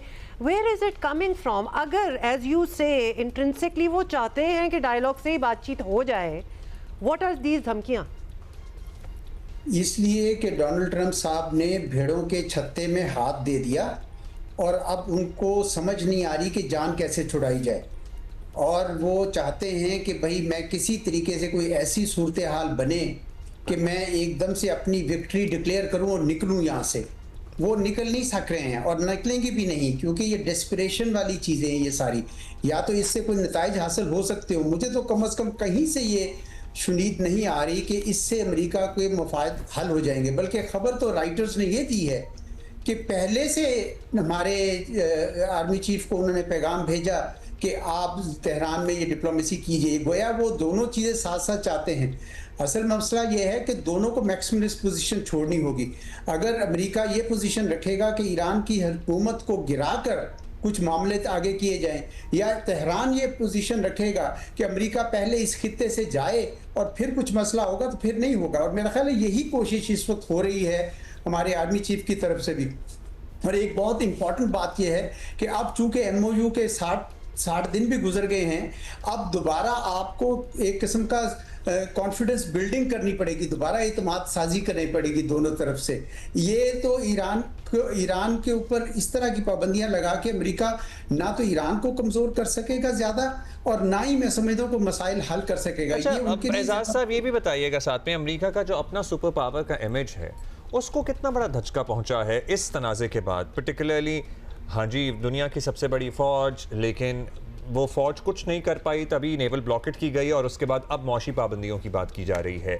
मिलिट्री कैंपेन जो ईरान के अगेंस्ट थी, वो क्या ये अब इक़दामात जो उठाए जा रहे हैं उस नाकामी का एतराफ़ है कि हाँ जी we could not gain via military campaign? क्या इस इमेज को भी नुकसान पहुंचा है, धचका पहुंचा है अमेरिका के? बहुत ज़्यादा जी, बहुत ज़्यादा नुकसान पहुंचा। लोग मिसाल दे रहे थे कि अपनी पहली टर्म में उन्होंने नॉर्थ कोरिया पे यही करने की कोशिश की जो अभी ईरान पे कोशिश कर रहे हैं, लेकिन 2-4 साल के बाद वो नाकाम हो गए। अभी नॉर्थ कोरिया दोबारा से तरक्की के रास्ते पे चल पड़ा, सुना है 3-4% उसकी इकोनॉमिक ग्रोथ हो गई है। कुछ इसी किस्म का ईरान के अंदर भी है कि ये करेंगे लेकिन ये कामयाब नहीं हो गए। उनका जो सुपर पावर का इमेज है वो बड़ा शिद्दत से मजरूह हो रहा है। अभी 2 दिन पहले उन्होंने कनाडा के साथ किया था जो 50% टैरिफ्स का, तो मैं सब कैनेडियंस का सुन रहा था उनके बयानात, तो अब लगता नहीं कि सुपर पावर के बारे में वो बात कर रहे हैं। जिस तरीके से अमेरिका का इमेज जो है ना, तशख़्ख़ुस हर तरफ से मजरूह हो रहा है, और ये जितनी देर इसमें धंसे रहेंगे उतनी देर चीन और रूस का जो कद काठ है वो ज़्यादा मज़ीद ऊंचा होगा।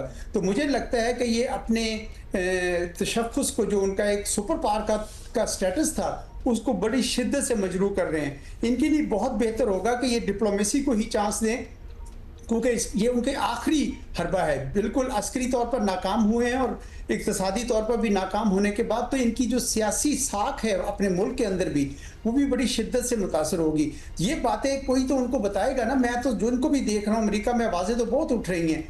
मुझे लगता है कि ये उनका आखिरी हरबा है और उसके बाद फिर वो दोबारा डिप्लोमेसी पे आएंगे। और अब इतने हरबे इस्तेमाल हो चुके हैं कि वो बिलीवेबिलिटी फैक्टर भी इतना नहीं रहा। मतलब उनके अब धमकियों से, ट्रम्प साहब की धमकियों से कुछ खास डर भी नहीं लगता कि जैसे कुछ करेंगे, बिकॉज इतना कुछ कह चुके हैं, कुछ खास किया नहीं। हैविंग सेड दैट, ये इस वक्त ईरान के साथ ट्रेड करने वाली बात के जवाब जो आए हैं रशिया की तरफ से, चाइना की तरफ से, शायद पहले से ही आ चुके हैं। डायरेक्टली इसका जवाब नहीं होगा। Basically they are not going anywhere. वो तो अपना ट्रेड, जो भी उनकी डीलिंग्स हैं ईरान के साथ, वो बरकरार रखेंगे। Will that cause a problem? Because America तो चाहता भी है और एक्सपेक्ट भी करता है कि जब हमने कह दिया कि कोई इससे इनके साथ काम नहीं करेगा और हम उन पर भी सैंक्शंस डालेंगे, तो छोटे मुल्क पर हैप्स जो डिपेंडेंट हैं थोड़े से उनकी एड पे, वो तो बैकफुट पे आ ही जाएंगे। Can this create a bigger problem, या फिर आपको लगता है कि ये भी बस एक स्टेटमेंट ही है, इसका कुछ खास आगे होना नहीं है? मेरा भी ख्याल इसका कुछ आगे ज़्यादा होना है, लेकिन अमेरिका के लिए अपने नुकसानात बढ़ते जाएंगे। आपको याद होगा, That's right. भी सुन रहे होंगे आपके किस तरीके से जूइश लॉबी इस वक्त बड़ी मुश्किल सूरत हाल में आ गई है। जितने कांग्रेसमैन और सेनेट के अरकान हैं वो बयानात दे रहे हैं, वो डिस्टेंस कर रहे हैं अपने आप को कि हमने इनसे फंडिंग ली। 70% आज दुनिया अमेरिका की जो आबादी है वो जूइश लॉबी के बारे में और इसराइल के बारे में बहुत ही डिफरेंट ख्यालात रखती है। गोया अमेरिका को एक तरफ उस तरफ भी बहुत ज़्यादा नुकसान हो रहा है और दूसरी तरफ अमेरिका के लिए पेट्रो डॉलर, यानी देखिए अमेरिका का जो सुपर पावर स्टेटस में एक बहुत बड़ा हाथ डॉलर का है, यूएस डॉलर का है। तो अगर आप इस तरह की पाबंदियां लगाएंगे तो जिस तरह चीन और रूस अब तेल जो हैं वो नॉन डॉलर करेंसीज में खरीदेंगे, इसी तरीके से खलीज की रियासतें भी मजबूर होंगी कि वो सिर्फ डॉलर के साथ ही क्यों हम जोड़ें जब ये अपने आप हमें कोई वो सिक्योरिटी दे ही नहीं सकते। देखो पेट्रो डॉलर का जो मंसूबा बना था वो तो 1974 से चल रहा था कि जिसमें ये कहा गया था कि सऊदी अरब को कि आप अपना तेल डॉलर्स में बेचें, हम जवाब में सिक्योरिटी देंगे। लेकिन वो सिक्योरिटी तो नहीं मिल रही ना, तभी तो सऊदी अरब एग्रीमेंट्स कर रहा है, पहले पाकिस्तान के साथ किया और अब ये ट्राइलेटरल एग्रीमेंट तुर्की पाकिस्तान के साथ किया। क्यों कर रहे हैं ये? वो इसलिए कर रहे हैं कि अमेरिका की जो सिक्योरिटी थी, जो अम्ब्रेला उन्होंने दी थी, उसके ऊपर से एतमाद उठ गया है। गोया अमेरिका को इस तनाज़े के को तूल देने में ज्यादा नुकसान है, उसका तो पेट्रोल डॉलर वाला ही खत्म हो जाएगा। एजाज चौधरी साहब ये भी बताइएगा कि अभी हमारे फील्ड मार्शल जो है वो ईरान गए, साथ हमारे इंटीरियर मिनिस्टर भी गए, बातचीत भी हुई। नंबर 1 क्या बातचीत हुई होगी इस सिचुएशन में? Number 2 Islamabad MOU, where does that stand? क्या जीरो से अब बातचीत स्टार्ट करनी पड़ेगी या फिर वो ही बेसलाइन है? उसको दोबारा से खोला जा सकता है? जी बिल्कुल नहीं, इस्लामाबाद MOU ही बेसलाइन है। देखिए उस पर कम अज कम इतफाक हुआ है और उसी के ऊपर चलेगी। उसके जो नुकात हैं उनमें से चंद नुकात को पहले उठाना पड़ेगा। मेरा ख्याल स्ट्रेट ऑफ हॉर्मुज के ऊपर पहले उठाना पड़ेगा। ईरान के ऊपर भी खासा दबाव है खलीजी रियासतों का, सबका। कभी आप स्ट्रेट ऑफ हॉर्मुज खोलें, पूरी दुनिया चाहती है कि स्ट्रेट ऑफ हॉर्मुज खोलें। तो इस वजह से अमेरिका जो है जितनी देर कर रहा है इस मामले में, उतना ईरान की भी पोजीशन मजबूत, वो मुझे नहीं, तकरीबन वो डटे हुए हैं उसके ऊपर। मुझे लगता है कि MOU जो इस्लामाबाद का है उसी के चंद नुकात के ऊपर पहले अब बातचीत करनी जरूरी हो गई है। और इसमें मेरे ख्याल में जो पहला नुकता था, अगर आपको याद हो, तो इसराइल को नुकेल डालनी भी बहुत जरूरी है। अब अमेरिका के लिए भी शायद निस्बतन आसान होगा, अमेरिका की हुकूमत के लिए, क्योंकि इसराइल का जो इमेज है अमेरिका के अंदर, उसके जेनोसाइड की वजह से जो उसने गजा में किया है वो बहुत ज्यादा मजरूह हो चुका हुआ है। अच्छा, इस तनाज़े में अगर हम बात कर लें, ईरान और अमेरिका तनाज़ा रह गया ने, हालांकि इसका एक अहम फरीक इजराइल था। जब ईरान की तरफ से रिटेलिएशन की जा रही थी सेकेंड फेज में भी, तो इजराइल की तरफ मिसाइल नहीं दागे जा रहे थे। अब ये बताइएगा, अभी इस कज़िये में ईरान वर्सेस अमेरिका, इजराइल किधर है? देखिए इजराइल के ऊपर ईरान इस वक्त हमले नहीं कर रहा और इसराइल भी नहीं कर रहा, बिल्कुल नहीं कर रहा। और मेरे ख्याल में इसके पीछे दोनों की हिकमत है, दोनों की तरफ से ये एक लिमिटेशन है। ईरान ने एक शुरू से पॉलिसी इख्तियार कर रखी है कि मैं सिर्फ जवाब दूंगा, यानी अगर कोई हमला करेगा तो उतना, जितना हमला करेगा उतना जवाब दूंगा। तो इस वजह से अमेरिका को अगर ये ढा देता है तो इसराइल तो खुद बहुत ढह जाता है। इसराइल अलबत्ता मुश्किल पोजीशन में इसलिए आ गया कि वो कोशिश कर रहा है कि एक्सपेंड करे अपने बॉर्डर्स को। गोलान हाइट्स के अलावा भी वो सीरिया का कुछ एरिया उसने ले लिया है। वेस्ट बैंक में आप सुन रहे हैं कि किस तरीके से E1 एक सेटलमेंट प्लान आया है, जिसके तहत वो ईस्टर्न जेरूसलम का सारा इलाका जो है वो वेस्ट बैंक से कट जाएगा फ़लस्तीन की हुकूमत से, वो साउथ लेबनान में नहीं छोड़ रहा। तो मैं समझता हूँ कि एलिफेंट इन द रूम अगर कोई है तो वो इसराइल की ये तोसीब पसंदी है, इसके ऊपर सारा का सारा जोर आएगा अल्टीमेटली। जैसे ही अमेरिका को एक बार अपनी मुकम्मल शिकस्त का एहसास हो जाएगा या वो यहाँ से पुल बैक करेगा, आप देखेंगे कि असल मसला इसराइल के ऊपर आ जाएगा। इसराइल चुप करके इसलिए बैठा हुआ है इस वक्त कि अगर उसने इस जंग में हिस्सा लिया तो वो जो इस वक्त तोसीब पसंदी कर रहा है, वो अपना जो एक लिमिटेड ग्रेटर इसराइल बनाना चाह रहा है, उस वक्त पूरी तवज्जो दे रहा है। और इस वक्त बदकिस्मती से दुनिया में इतना शोर नहीं डल रहा। अभी मैंने देखा है कि कुछ इस्लामी ममालिक इकट्ठे होकर उन्होंने आवाज़ उठाई है कि ये जो सेटलमेंट प्लान से बड़ा वेस्ट बैंक से बिल्कुल रही सही फ़लस्तीनी रियासत भी वो ख़त्म कर रहे हैं। तो मुझे लगता है कि असल जो मसले की जड़ है वो इसराइल है और उस तरफ तवज्जो अल्टीमेटली जानी चाहिए, जल्दी जानी चाहिए। अल्टीमेटली का तो इंतजार ही नहीं होना चाहिए। एजाज चौधरी साहब फाइनली ये भी बता दें कि 10 दिन पहले की ही शायद ये बात हो जब हमने ही ये रिपोर्ट किया था कि हुर्मुज़ के हवाले से ओमान और ईरान की बातचीत भी हो रही थी और 99% वो बातचीत पे अग्रीमेंट हो गई है और it was almost like a good news कि वो वाला मसला जो है शायद वो हल हो जाए। उसका क्या बना? वो भी थोड़ा खतरे में है। वो वाला जो मुआहिदा था उसकी वजह ये है कि खलीजी रियासतों का ओमान पे बहुत दबाव था कि आप हमें अपनी चैनल से गुजरने दें, लेकिन जब ईरान ने उनके ऊपर भी हमले कर दिए तो उसके बाद से ओमान के पास कोई ऐसी ताकत नहीं है कि वो उन जहाज़ों को गुजरने दे। तो इस वजह से मुझे नहीं लगता कि उसमें कोई भी अब जान रह गई है। ईरान ने अपनी एक अथॉरिटी बना दी है, वो ओमान के साथ मुज़ाकरात और वो ताल्लुकात ज़रूर रखना चाहता है कि जब इसके बाद अल्टीमेटली हमारे पास कोई ना कोई इसका बनेगा सिलसिला कि स्ट्रेट ऑफ हॉर्मुज़ को कैसे मैनेज किया जाए, तो उसमें ओमान का किरदार होगा। लेकिन इस वक्त कम से कम ओमान का कोई किरदार बीच में नजर नहीं आ रहा।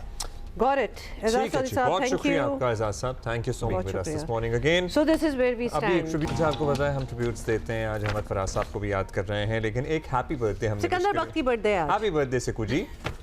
सो जियो पाकिस्तान की पूरी टीम की जानिब से हैप्पी बर्थडे। अच्छा, वो हमारे साथ हैं नहीं कि अगर आपको लगे कि अभी हम कोई बातचीत करेंगे, no he is not with us today, but लेकिन वो हमारे दरमियान है। हैं। और बिसाइड्स उनकी अल्हम्दुलिल्लाह। What does that even mean? तो सालगिरह है ना, तो वो तो बनती है। No, I meant he's not. You know what I meant. अच्छा जी, पाकिस्तान और इंग्लैंड के दरमियान दूसरा टेस्ट मैच है 27 से 31 अगस्त तक और लॉर्ड्स में खेला जाएगा। पहला मैच हारने के बाद कौमी टीम लंदन पहुंचकर कंडीशंस का जायजा ले रही है और कुछ खिलाड़ियों ने कल हल्की फुल्की एक्सरसाइज भी की है। I'm sorry when you said conditions का जायजा ले रही है। अगर नहीं पसंद है तो कंडीशंस चेंज कर देंगे जी हम। नहीं ऐसे कर गए। फिर उसके बाद हल्की फुल्की एक्सरसाइज करेंगे हम। हाँ, not a lot। अच्छा, हल्की फुल्की एक्सरसाइज से मुझे पता है किसकी एक्सरसाइज याद आती है। प्लीज मिस्टर बीन की एक्सरसाइज।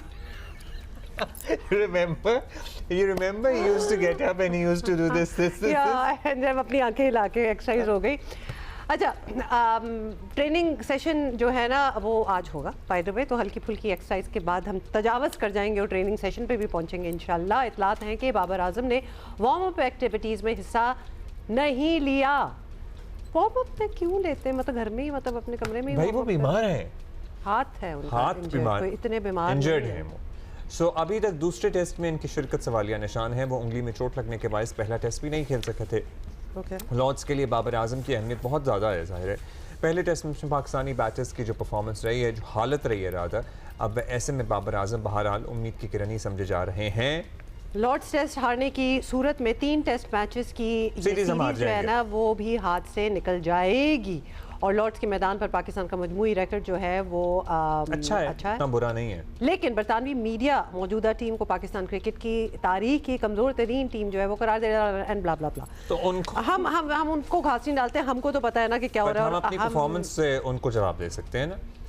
राशिद अतीफ भाई हमारे साथ मौजूद हैं, क्रिकेट के डॉक्टर हम इन्हें कहते हैं। Doctor Rashid, how are you sir? Good morning.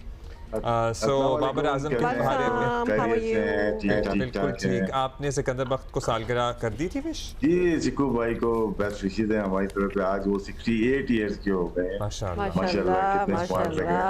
हमने उनकी उम्र छुपाई थी। देखिए डॉक्टर साहब ने तो उम्र बता दी। अच्छा, नहीं मैं खुद 68 में पैदा हुआ इसलिए याद है। ओह ओके, ठीक है। राशिद भाई अब ज़रा आ जाएं वापस हमारी टीम पे। अब पहले तो बताएं कि बाबर आजम पे बहुत ज़्यादा डिपेंड किया जा रहा है because he was not a part of the previous one और अभी भी उनके हाथ की इंजरी है और उन्होंने प्रैक्टिस सेशन जो था थोड़ा सा उसमें भी हिस्सा नहीं लिया। So what's going on over there? वो होंगे इस टेस्ट में तो फिर कौन होगा? मतलब फिर क्या होगा? देखिए, इंडिविजुअल परफॉर्मेंसेस भी आई, बहुत सारे प्लेयर थी, लेकिन हमें कोई सक्सेस इतनी मिली नहीं। 18-19 टेस्ट मैचेस हो गए, 14 हार गए हम लोग। उसमें बाबर आजम भी खेले और सारे प्लेयर्स खेले। बहुत सारी मीडिया में खबर चली है बाबर खेलेंगे नहीं खेलेंगे। खेलेंगे भी तो फर्क नहीं पड़ेगा, नहीं खेलेंगे भी तो फर्क नहीं पड़ेगा, क्योंकि हमारा जो रिजल्ट है वो चेंज नहीं हो रहा ना, हम जीत नहीं पा रहे। तो वो एक बहुत इम्पोर्टेंट है।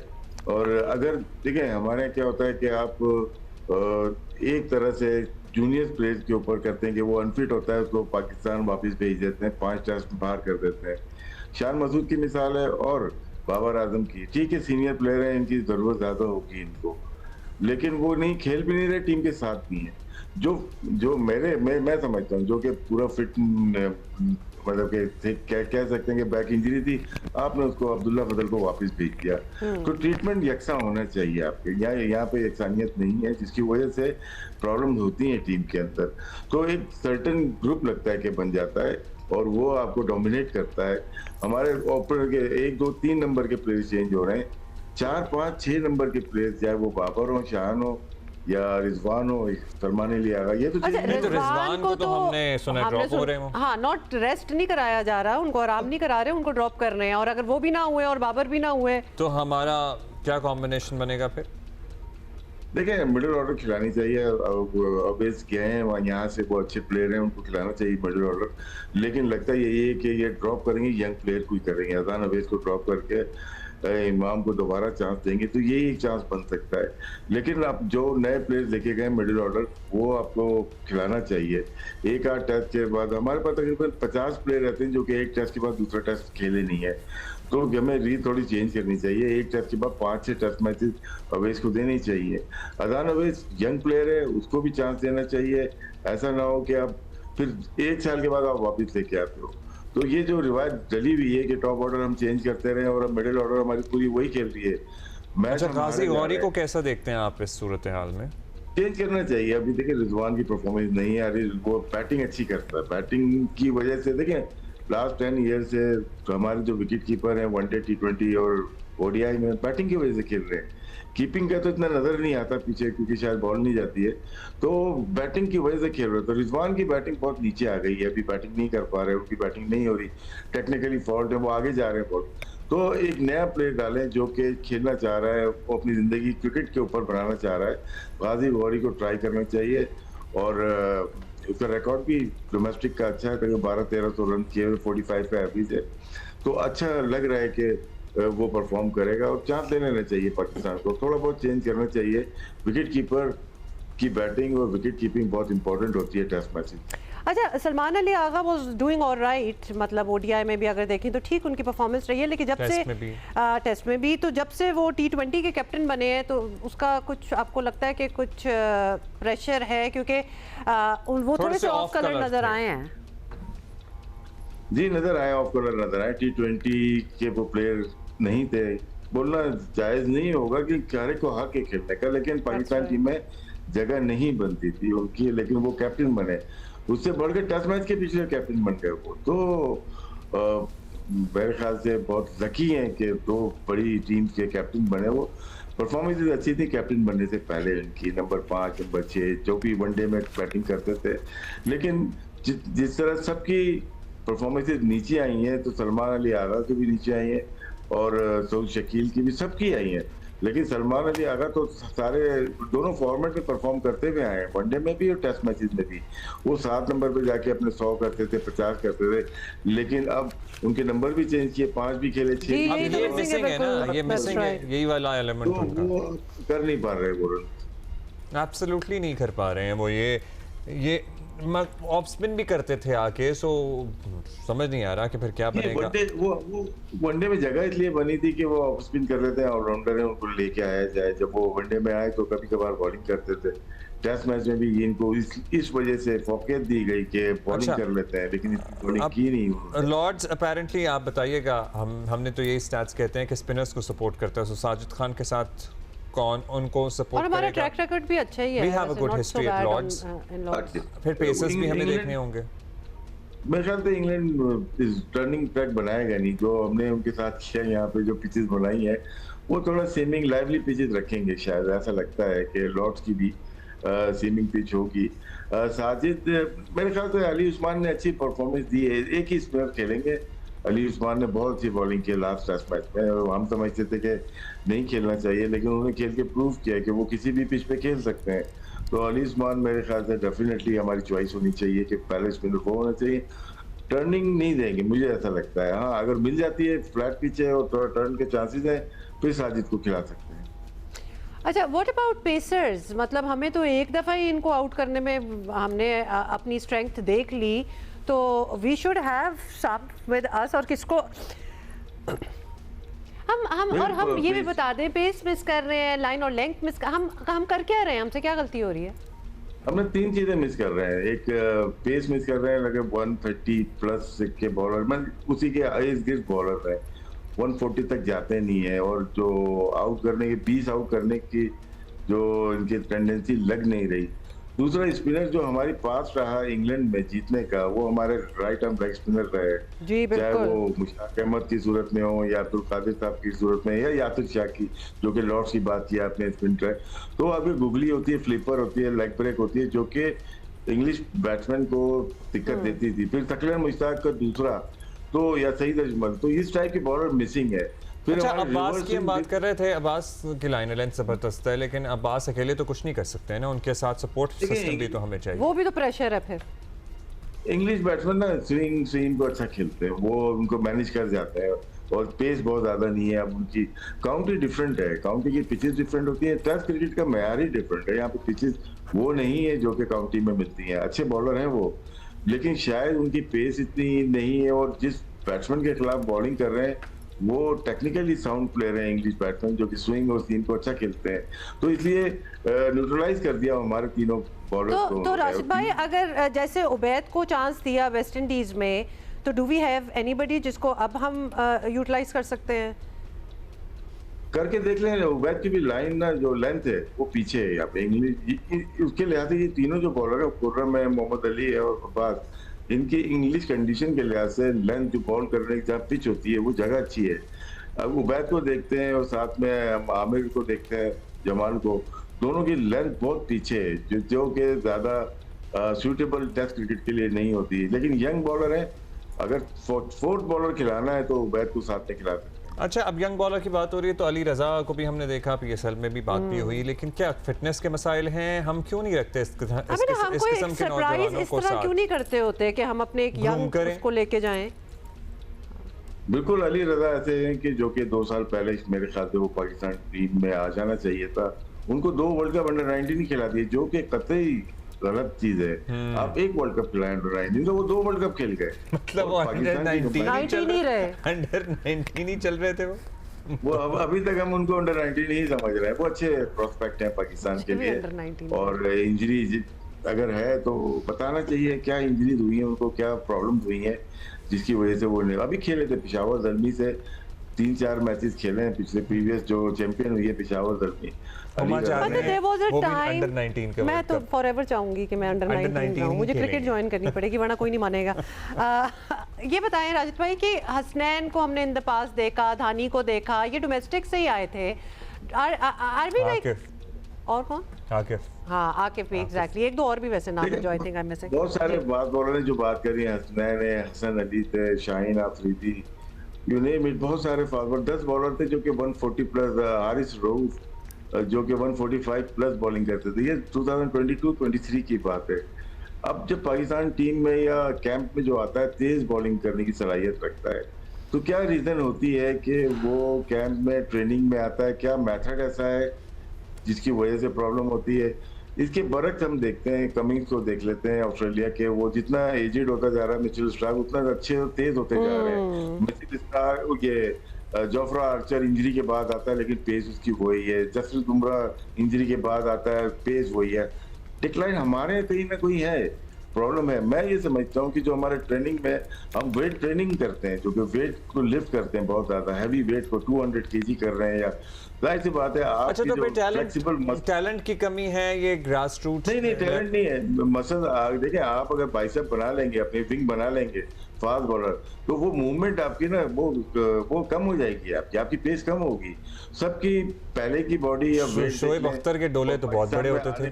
शोएब अख्तर डिफरेंट बॉलर था, जो वो काइंड ऑफ बॉलर था, वो रनअप के साथ उसकी थाई, हमारी 2 थाई तो शोएब अख्तर है, शोएब अख्तर को कंपेयर नहीं कर सकते इन लोगों से, वो बहुत हैवी वेट बॉलर था। अब ये बात मैंने नहीं पूछनी थी राशिद भाई, लेकिन मतलब एक फिटनेस डेवलपमेंट कुछ और होती है, वेट ट्रेनिंग कुछ और होती है, और ये तो एलीट स्पोर्ट्स पर्संस हैं हमारे, इनके ऊपर तो बड़ा काम होना चाहिए। तो ये बातें इनको और नहीं ऐसा पता? तो नहीं है कि कोई रिसोर्सेज या स्टाफ या ट्रेनर्स की कमी है? जाहिर है वो सब कुछ तो नहीं है। उसमें होता ही है कि जैसे मैं विकेट कीपर हूँ तो बोर्ड को ये पता होना चाहिए मैं वेट ट्रेनिंग नहीं करूंगा, मैं मुझे फ्लेक्सिबल मसल चाहिए। रिजवान वेट ट्रेनिंग कर रहा होगा, बाइसेप भी कर रहा होगा, उसके थाइस भी मसल बन रहे होंगे, हैमस्ट्रिंग भी कर रहे होंगे, तो टाइट हो जाते हैं मसल आपके। मैं कभी भी नहीं जाऊंगा जिम में कि मैं अपने क्यों हल्का सा लाइट ट्रेनिंग करेंगे कि स्ट्रेंथ के लिए, वरना मैं अपने अगर मसल टाइट कर लूंगा तो कीपिंग में तो मेरी मूवमेंट स्लो हो गई ना। इसी तरह सेम फील्डिंग में भी और बैटिंग में भी होती है, ऑस्ट्रेलियन भी करते हैं, लेकिन उनकी पर्टिकुलर एक्सरसाइज होती है वेट ट्रेनिंग की, लाइट ट्रेनिंग की, आपके एनहांस करने के लिए लाइट ट्रेनिंग होती है। अब ये थोड़ी कि मैं वेट उठा के बाइसेप बना लूं, बड़े बड़े बना के फिर मैं डोलों से छक्के मारूं, ये कॉन्सेप्ट इनको खत्म करना पड़ेगा। अच्छा, बड़े डोले तो नहीं, लेकिन हम विराट कोहली को देखें, वो भी physically he looks good. Strength training है ना, जैसे बात की है ना, स्ट्रेंथ ट्रेनिंग है ये, वेट ट्रेनिंग थोड़ी है। वेट ट्रेनिंग और स्ट्रेंथ ट्रेनिंग में बहुत फर्क है, और ये हम अभी से नहीं, ये पाकिस्तान क्रिकेट बोर्ड से बहुत अरसे से बोल रहे हैं। ये प्रॉब्लम 2010 में ऑस्ट्रेलिया में भी आई थी, वो वेट ट्रेनिंग में आ गए तो उनके 5 फास्ट बॉलर अनफिट हो गए थे। फिर डेनिस लिली का एक बड़ा स्टेटमेंट था और उसने कहा कि ये सिर्फ अपनी ट्रेनिंग करें, ग्राउंड ट्रेनिंग करके सिर्फ बॉलिंग करें नेट्स में, ये फिट हो जाएंगे। तो उन्होंने भी थोड़ा कट की है अपनी वेट ट्रेनिंग और वो स्ट्रेंथ ट्रेनिंग पे। हमको भी फिर ये बात तो वैसे समझ आनी चाहिए, स्पेशली कि इसी फील्ड में हमारे इतने एग्जांपल्स पीछे आ चुके हैं। अच्छा जी, राशिद भाई, thank you, that's all the time we have. और हम कितनी बात कर लेंगे, एंड में जो होना है वो नहीं। बाल की खाल तो आपने निकाल ली है। मैं ही थी ना यहाँ अकेले बैठे हुए, आप तो उधर मुंह करके थे। हरिपुर में 15 दिन से लापता बच्ची आयत नूर की लाश मिली। मतलब कब से इसकी तलाश जारी थी। पुलिस के मुताबिक बच्ची की लाश यूनिवर्सिटी रोड के करीब एक वीरान कुएं से मिली है और लाश को पोस्टमार्टम के लिए अस्पताल मुंतकिल किया गया। मुलजमान ने ज्यादती के बाद बच्ची को कत्ल किया और फिर लाश फेंक दी। तीनों मुलजमान ने अदालत पेशी पर बच्ची से ज्यादती का एतराफ़ कर लिया, बेसिकली एतराफ़ जुर्म कर लिया। अदालत ने तीनों मुलजमान को जुडिशल पर जेल भेजने का हुक्म दिया है। सो एक और बच्ची, मतलब कल हम वायलेंस अगेंस्ट वुमेन की बात कर रहे थे, जहां हमने हिना की बात की और दीगर केसेस की बात की, लेकिन मतलब औरत किसी भी उम्र की 24 घंटे नहीं गुजरे, एक और किस्सा आ गया सामने। किसी भी मतलब 8 साल, 5 साल, 6 साल, 24 साल, हमारे यहाँ ख़वातीन महफूज नहीं हैं। ये बड़ा अहम और पर्टिनेंट इशू है। ये बच्ची, इसको तो ख़वातीन, मतलब 15 साल की बच्ची है। खैर, अबरार रशीद नुमाइंदा जियो न्यूज़ हमारे साथ हैं। अबरार, ये बता दें कितने साल की बच्ची है ये? 5 साल की बच्ची है। जी, 5 साल की आयत नूर, जिसको 10 अगस्त को वाक़ किया गया था। ये घर से बाहर निकली में शाम 5:30 बजे के करीब और वापस नहीं आई, लापता थी।